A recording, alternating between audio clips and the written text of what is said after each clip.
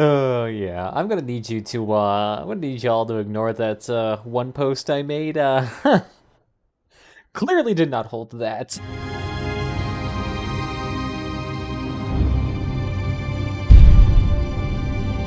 But either way, welcome back everybody. Today we actually have some news coming from Crossout that isn't just like, random pack sales or random lore tidbits that just came about here. We actually got some stuff here from the brand new faction, that Asian themed one they kind of been hinting at here for a while now. So let's actually go through this. So of course we have their brand new card. They're showing up everything up top. Looks pretty cool. Definitely very, it almost kind of looks like synthwave anime vibes almost. Kind of like what you would see on like lo-fi beats to chill and study to. I feel like that's kind of the similar vibe they're trying to go for, but I don't know. First things first, we got the legendary Impulse Cannon.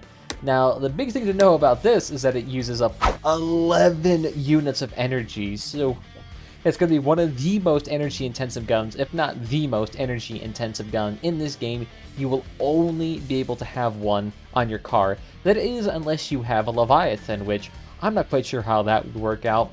But the main thing with this is that it uses 11 energy units, but it also has a interesting mechanic that's very similar to, I believe, the assembler, whatever that one is from the Founders that slowly charges up here. So quite massive, quite durable, quite accurate, so probably makes sense considering that if you look at the model of this car and the model of the gun, it actually is quite long, probably up there with the model size of something like the Mammoth, or maybe even the Caucasus size.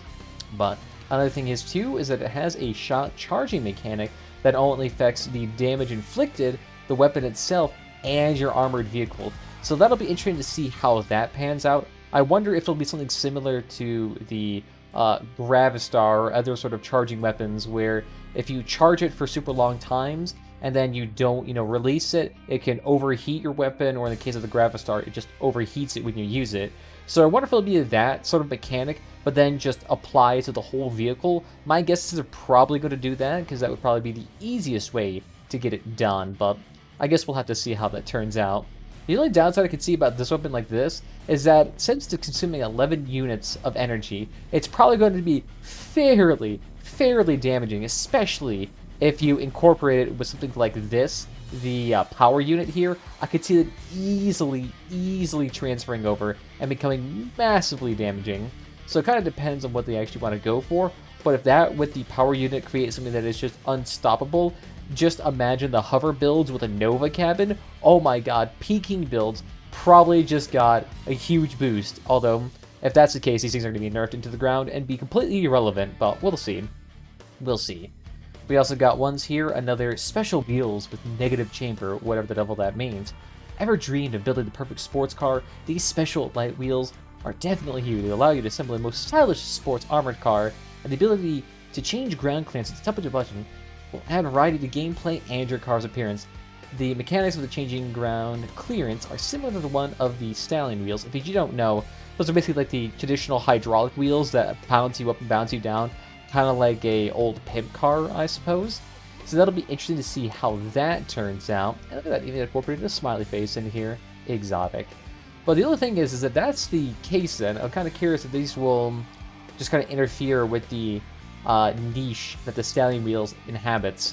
So I'm guessing the price of Stallion wheels is going to go down dramatically. Absolutely dramatically. Of course, Stallion wheels are still going to be useful for like weird builds like to flip themselves upwards for maybe launch purposes, or for, I don't know, flip-oriented builds, I guess? Maybe that'll be the only thing.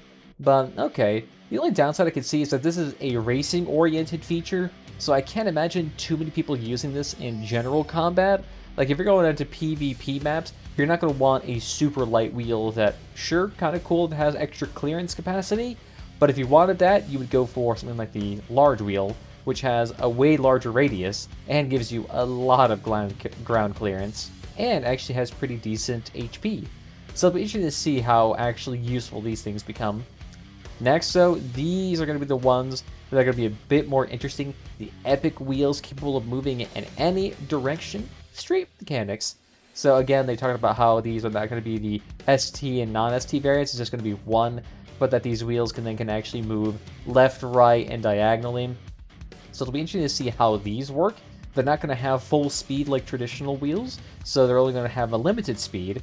My guess is, though, they're probably going to be of the highest variety, maybe somewhere up there in the 70, 75 range, if I had to guess. But I'm just kind of curious as to how the actual strafing mechanic will work on this, and if the actual configuration with the 2 steering wheels up front with the strafing wheels in the back is actually going to be usable. My guess is, unless these wheels themselves can articulate, like left, and can actually turn, it's going to be kind of difficult to justify them, because if they could only do things like strafing, or however you pronounce it, it's not really going to be terribly useful compared to the other wheels at that point. Because at that point, you might as well just use the augers or the small tracks if you want speed. Because these small tracks themselves give you that excellent traction, while also giving you that immense speed. So I'm kind of curious as to what niche these things are supposed to inhabit. But we'll have to see, I guess, in the PTS here. They also got a light epic cabin here that's also going to be more racing oriented and also drift oriented per se. So that'll be kind of interesting to see how that will turn out. We already have one related to boosting, which is kind of the most common way to move in races, as well as the most common way to drift. So I'm not quite sure if this is going to be beneficial in races per se. I mean, a lot of these parts here seem to be racing oriented. I mean, they're kind of like the Takahashi brothers. No, that's one song. But it'll be interesting to see how that turns out here. I'm not quite sure how useful a cabin like this will be. All racing-oriented cabins, especially super light ones that are not going to have a whole lot of armor on them, are not really going to be usable in the general sense. Like, you won't see these in traditional missions and raid builds. You'll only see these exclusively in racing builds, kind of sectioning this off to a very, very niche racing segment. So that'll be kind of interesting to see. I'm kind of hoping this is not the whole comprehensive list here, but knowing them, this is probably like 60 to 80% of the parts they have ready for the new faction. I can't expect there to be too many more, at least more that will be more impactful than what they've already released, because these are some pretty big heavy hitters.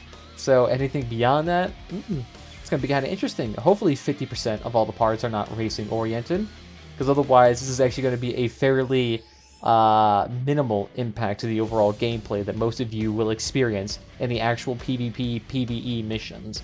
So, I don't know. We'll have to see.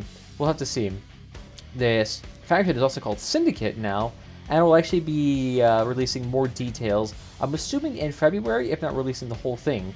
So we'll have to see how that turns out to be. That's only next month, so we'll have to see what they actually have stored and what's in plan for this. I'm assuming they're also going to release their Season Pass information soon, that will include all of the cosmetic items that you can get from this, including all these paints, all these decors. And actually, I don't even see any decors, to be honest. Yeah, I don't see any decors in the art here. Mostly just a lot of paints, which, okay, cool. If you want to make yourself look like a toy RC car, this has definitely got you covered. But I think that's going to be all my thoughts here. So what do you guys think about this brand new faction? What do you guys like about the Syndicate? What do you dislike? Are you guys excited for the new Legendary Impulse cabin? Are you excited for the wheels, or are you excited for the cabin? Of course, no one's going to be excited for these, but we'll take a look. But other than that, guys, I want to thank you all for joining this evening, and I'll see you guys next time. Bye-bye.